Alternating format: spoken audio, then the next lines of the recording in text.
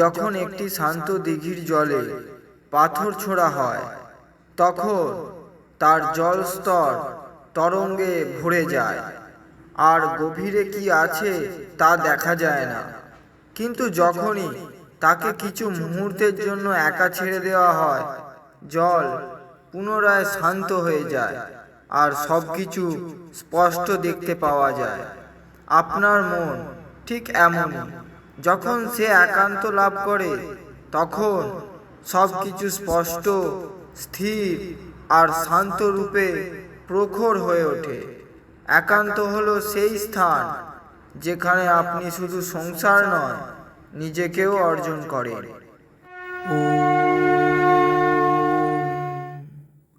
যখন জলের পাত্র মলিন হয়ে যায়, তখন তাকে পরিষ্কার করতে হয়।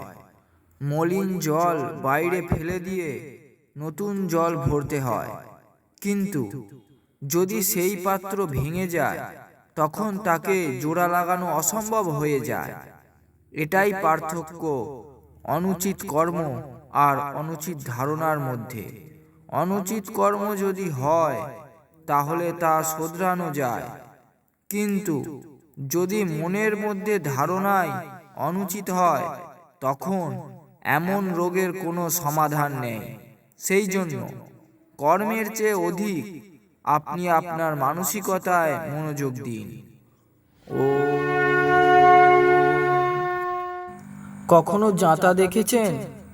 এতে দুটি পাথর থাকে, একটি পাথর ওপরে থাকে আর একটি নিচে। সামঞ্জস্য বজায় রেখে যখন দুইটি চলে, তখন শস্য পেশাই করাও হয়, বাড়িতে খাবারও তৈরি হয়, আর জীবন এগিয়ে চলে। কিন্তু যেই এই সামঞ্জস্য বিগড়ে যায়, সেই জাঁতা নিজে থেকেই চূর্ণ বিচূর্ণ হয়ে যায়। আপনার পরিবার ঠিক এই জাঁতার মতনই হয়। যে পরিবারে ভালোবাসা এবং সমর্পণ থাকে, সেই গৃহ একটি মন্দির হয়ে ওঠে। আত্মা আর পরমাত্মা কারা এই দুজন? দুজনে ভিন্ন নয়। যেমন একটি বিন্দুকে সমুদ্রে থেকে ভিন্ন অবশ্যই মনে হতে পারে, কিন্তু সেও নিজের প্রকৃত প্রবৃত্তিতে সমুদ্রেরই অংশ হয়। ঠিক তেমনি আত্মাও পরমাত্মারই অংশ হয়।